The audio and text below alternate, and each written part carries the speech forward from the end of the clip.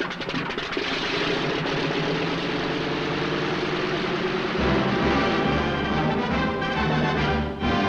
we go into the wild sky yonder. Keep the wings level and true.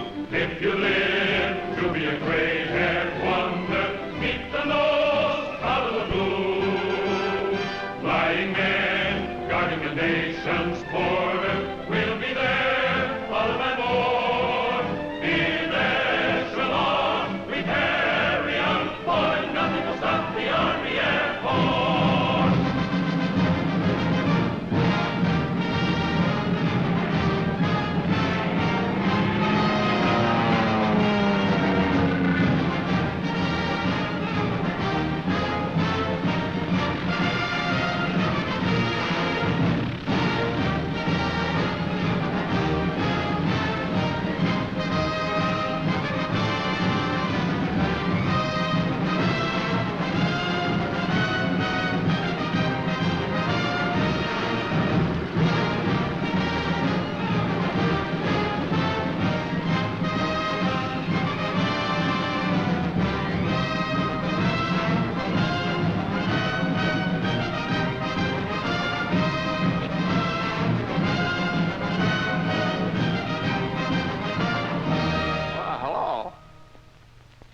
Looks like I'm back in the movies again, doesn't it?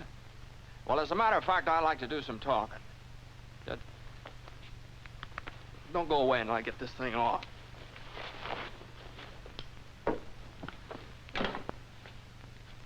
Now, it isn't as if it was a chore for me to talk to you because I want to speak on my favorite subject, the Army Air Forces. I can't speak from long experience. I've only been in the service a year, but I've learned a lot about what the Air Forces have to offer. That's what I want to talk to you about. Right now, the greatest mass mobilization in the history of the world is taking place. Men from cities, towns, farms, married men and single men, brothers, sweethearts, husbands, fathers and sons, businessmen and workers from the factories, and students from colleges and high schools all over America. They're mobilizing, joining up, or having their numbers pulled out of a fishbowl. And this war we're fighting today and tomorrow and the next day until we win is a war of the air. The whole world knows that. Our factories know that. So, interceptors, pursuit ships, light bombers, medium bombers, and flying fortresses are rolling out of those factories. 65,000 fighting planes this year. 100,000 fighting planes next year. And to keep them flying, 2 million men. Now that's where you come in. The Army Air Forces need 15,000 captains, 40,000 lieutenants, 35,000 flying sergeants. Well, how about it?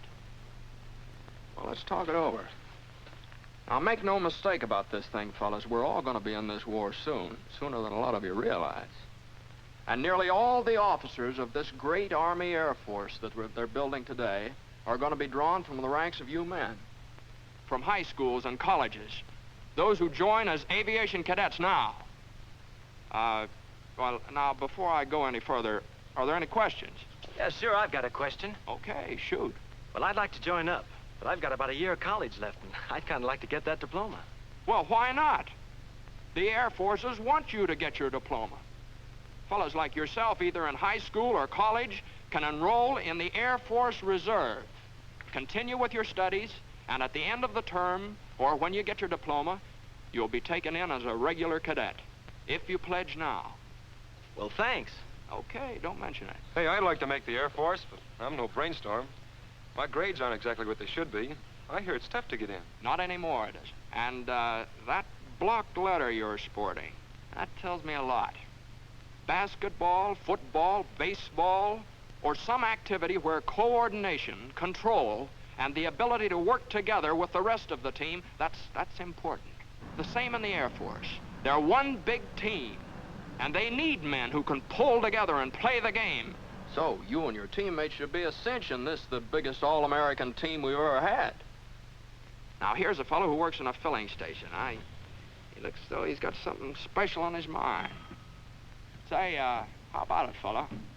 You know, I've been interested in the Air Forces for quite a while. But I'm 26 years old and got a wife and haven't had a chance for too much education. What about me? Well, from where I'm standing, you look like you're ready to sprout wings any minute. Hey, wait a minute. You see, formal education is no longer a basis for determining a man's intelligence in the Air Forces. And married or not, you'll receive $75 each month while training, and board and lodging, and all the necessary uniforms and equipment. And you have as much chance as the next fellow of becoming one of those 15,000 captains and 40,000 lieutenants or 35,000 flying sergeants I was telling you about. Yeah? Say, that sounds great. I think I'll go and phone my wife. I'd like to get something straight in my mind. I'm one of those high school students you've been talking about, but I'm not old enough. I wasn't planning on going to college, so... Well, where does that leave me as far as the Air Force is concerned? Fella, you sound like the forgotten man. But if you're close to 18 and you're over 5 feet in altitude, you can be one of us just as quickly as anybody else. Okay. Just make out that application for the Air Force Reserve. Now, your physical examination. Well, that's not going to be so tough. If you're an average guy and normally healthy, you'll make the grade, all right? So one day you say goodbye to Mother and Dad. Pretty proud and happy, too. Especially Dad. His suspenders are about to bust. Yeah, you say goodbye to Sister Jane, and maybe Aunt Minnie.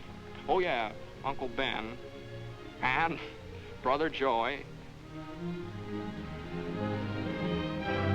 Those first few steps down the walk are the beginning of a great adventure. Oh, wait, just wait a minute now. Aren't going to forget that sweet little bit of something next door.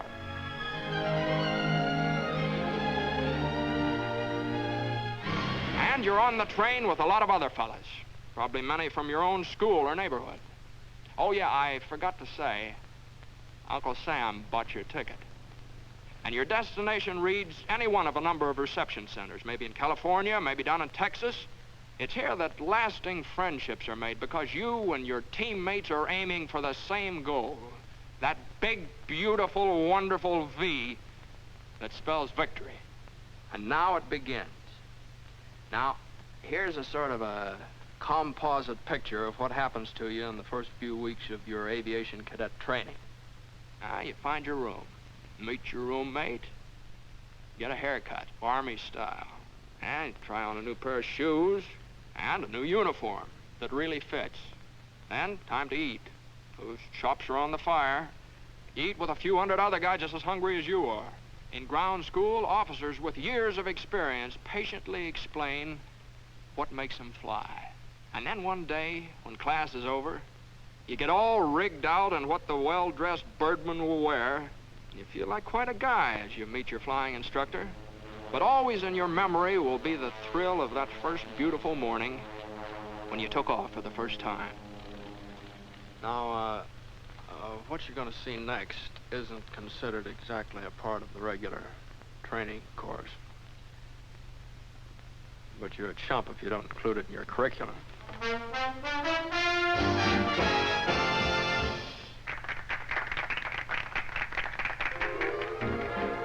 And you find out the effect those shiny little wings have on a gal.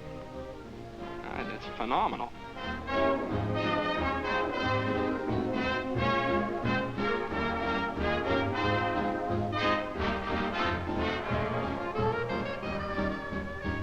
And now, mister, take the air. And he did.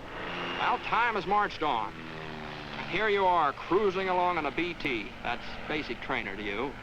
And twisting your tail into a few acrobatics and loops and barrel rolls and snap rolls.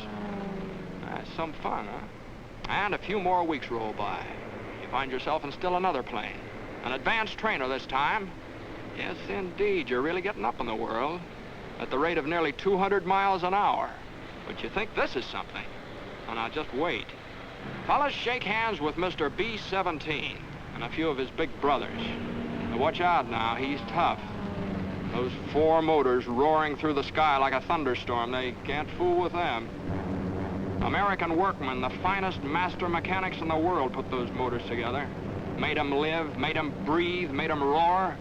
Yes, sir, a whole army of workmen, designers, engineers, and just plain guys who wanted to do something for their country. They put that B-17 together. A few thousand of these babies will win this war for us, and a few thousand guys like you in there flying them. And remember, we said something about a team. Well, 9 men are inside that plane, each with an important job to do. So let's go in and take a look around. Let's meet the team. Yes, sir, 9 fellas like yourself working together, as closely coordinated as a precision watch. Now get this straight. The pilot is not the most important fellow inside this plane. All 9 members of the crew are equally important. For example, the pilot and the co-pilot can take the plane off the ground and set it back down again, but where would they be without the navigator? Now meet him. He's the gentleman sitting right there with his pencils and calculators. He's responsible for getting the giant bomber to its destination and back again. Now, you might like his job. Now, this fellow's a second lieutenant, draws $245 each month, and although he was good at mathematics, he didn't graduate from college. But he learned that the Air Forces could use his talents, and now he's a necessary part of the team. And now let's go up into the nose of Mr. B-17 and meet somebody who has an important job in that department. This is the bombardier, the boy who doesn't miss. You see, flying the plane is wasted motion unless this lad hits the target on the noggin. The finest pilots in the Air Force would be behind the 8-ball if the bombardier couldn't hit straight. And he's a full-fledged commissioned officer, too, wears his wings, draws the same pay as the pilot or the co-pilot. Now, back in the main body of the plane, we've got some more important positions. This fella is the #1 engineer. He keeps the motors turning and the thousands of working parts all through the bomber inspected and in repair. And then comes the radio operator, who keeps the bomber in constant communication with its home base, and the photographer who keeps a photographic record of what takes place on the earth below while the bomber's on its mission. He's sort of an official scorekeeper, checking up for future reference. Now, the remaining members of the flight crew are #2 engineer and #2 radio man. So you see, being in the Air Forces isn't all piloting, or all navigating, or all bombardiering. It's teamwork. And each member of the team is just as important as the next one. Now listen, it takes 38 men on the ground to keep this bomber in the air. So let's go downstairs and meet the ground force. Jobs? Why, there's one to fit every kind of fellow who wants to play on this all-American team. Meet the armament officer. Now, he's in charge of 12 bombers, more or less like the one we just looked over. It's his job to see that the bombs are loaded and the machine guns, and a general all-around checkup. See that bar on his shoulders? Well, he ranks just the same as the pilot or the co-pilot or the navigator or the bombardier. And to get this fellow's commission, a little engineering or physics in college would be a great help. Flight plan will follow after departure. And there's a fellow whose job takes a back seat to nobody, the communications officer. Those bombing and fighting planes up there, they depend on his work. He's part of the team. And how does a fellow get a sign like that on his door? Well, engineering officer Captain C.D. Burns had 3 years of college. He studied aerodynamics, and those qualifications quickly awarded him his commission. He's in charge of all mechanical details and has a full crew of technically trained enlisted men to supervise. Now, another opportunity for you specially minded fellows is to be a meteorologist. If you do, you'll be assigned to a post where all military missions will be guided by your reports. Yep, and you'll get those gold bars, all right, after 30 weeks free training in some leading technological institute. Photographers and chemists. Now, there's a spot for you on the team. In charge of one of the hundreds of fixed or mobile photographic laboratories the Air Force must have. Now, this job, too, gets you a commission as an officer. So, whether you're flying a plane as a pilot or a co-pilot, charting its course as a navigator, acting as bombardier, or in any one of the many technical jobs in the air or on the ground, wherever it is in the United States Army Air Forces, you're part of a team. Now, remember that. So listen to the roar of those motors, young men of America, and heed their call. Soon the skies will be filled with the greatest air armada the world has ever seen.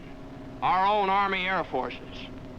The best planes ever built, 65,000 planes this year, 100,000 more next year. That's why we'll lick the Axis, and that's how we'll lick the Axis. Your commission in the Air Forces is waiting. You don't have to have a diploma to become an officer. Join now on the enlistment reserve basis, and then finish your present school or college term before you're called upon for actual duty. If you're between the ages of 18 and 26, with a good bill of health, you can make as high as $245 a month, and with a bonus of $500 for each year of service in the Air Forces. Or if you become one of those 15,000 captains we need right away, you'll receive $430 a month while you serve your country. And you'll be well trained for a good job in civilian life when this war is won. Now, here's another thing.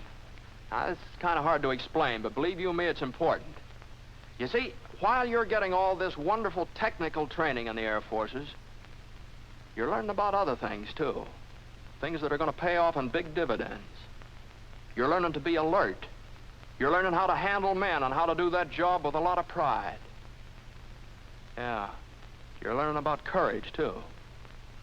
But you'll know what I mean, and I hope soon, because the Air Forces are proud to think that you might be with them. And by the time you finish your training, America will have overwhelming superiority in the air.